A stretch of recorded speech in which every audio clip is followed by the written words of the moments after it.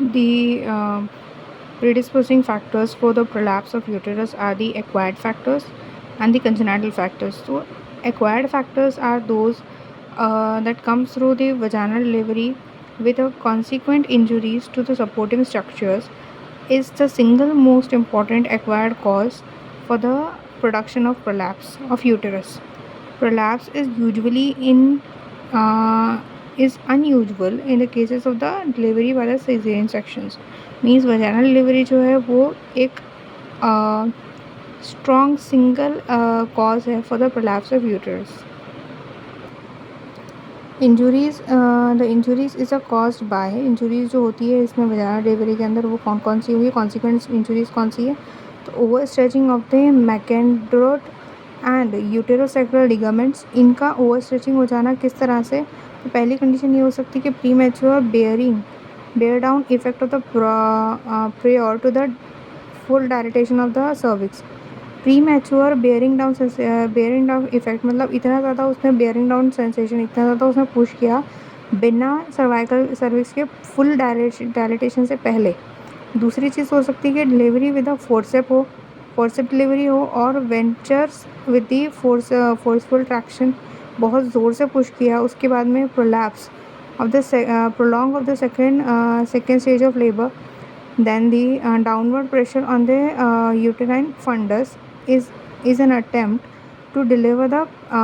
placenta को मतलब जब बेबी डिलीवर हो गया उसके बाद में प्लासेंटा जब डिलीवर करना है तो उसके लिए डाउनवर्ड प्रेशर उसने यूटेराइन फंडस के ऊपर बहुत ज़्यादा दिया उसकी वजह से भी over stretching of uterosacral ligament and Mackenrodt's ligament जो है वो हो सकता है प्री प्रेसिपिटेटिंग लेबर की वजह से भी ये होगा। In all this condition, the uterus tends to be pushed downward into the flabby, distended vagina. Overstretching and breaking in the endopelvic facial sheath, overstretching of the peritoneum, imperfect repair of the perineal injuries, and poor repair of the collagen tissues, lowering loss of vaginal loss of levator functions. Neuromuscular damage of the levator ani during childbirth, some involution of the supportive structures. The particular noticeable reasons are the ill-nurtured and asthenic women,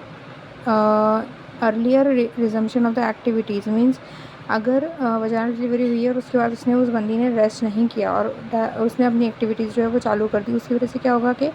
anterior abdominal pressure जो वो बढ़ेगा और tissues को regain होने के पहले ही वो collapse होना चालू हो जाएंगे। Repeated child birth eight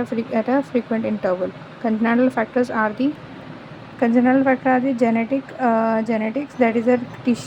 connective tissue disorders, decreased ratio of the type 1 collagen, women with the Marfan and Ehlers Danlos syndrome and spinal bifida.